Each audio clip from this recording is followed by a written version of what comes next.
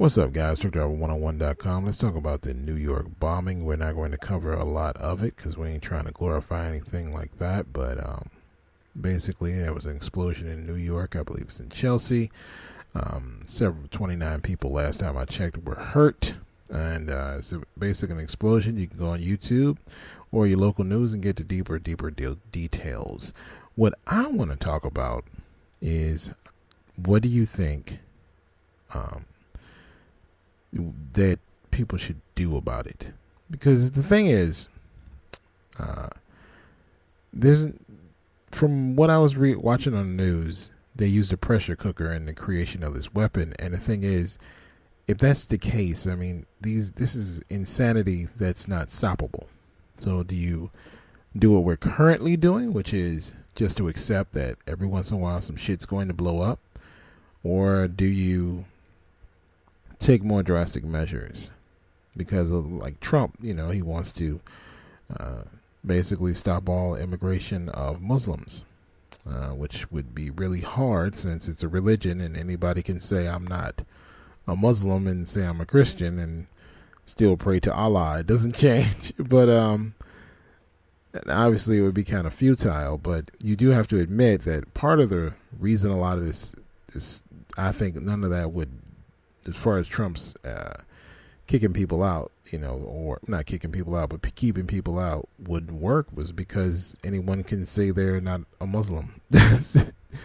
Despite popular belief, if you look around the world in that area, there are people who don't look Arab. There are people who look white. There are people who look Asian. You're talking about the cradle of the world in a sense. And so there are people there who look all different ways. Society just kind of stereotypes the idea that all Arabs look a specific way. Many of them don't. But the question then is, what do you do? Like, to me, I've always felt like part of it is lack of education to the public. Like, it was nice to find out that pressure cookers can be used and explosive devices, because it seemed like the government would have said that before. Like, maybe they missed it. It seemed like that, like things like that, to know that if I'm walking around in a public place and I see a pressure cooker, that could actually be an explosive, instead of just thinking some asshole just put their pressure cooker out because it's busted. You know what I mean? Like, we're still at this kind of point where we just don't take terrorism seriously. And at the same time, we're still not modifying structures. Like, when we build buildings, when we build streets, we're not thinking about explosives and things like that. But that needs to kind of come up. How do you handle the pressure wave from explosions? How do you handle the debris? Should you have locations where medical aid and quick clot is stored so they can get to it quickly? Because obviously it's a different type of trauma in a explosion than many other types of normal things, like somebody being hit by a car.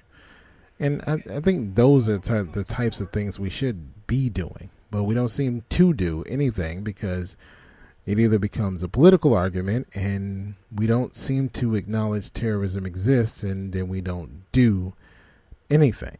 And I'm just curious, what do you think we should do? I think we should prepare for it, and like I said, have stations where you have quick clot and anything that first aid responders would need for in an explosive situation closer to populated areas, or any place where people are shopping or in mass. And it is time for malls and areas to have preparation for these things.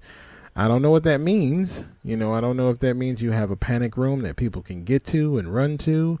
I don't know if that means that you have security, armed security or something. But this whole idea of just sitting on your ass and kind of going, oh, this happened again, and just looking shocked like, what can I do, is getting a bit fucking old. Because you can do more, right? Just the question is, where's the will to do more?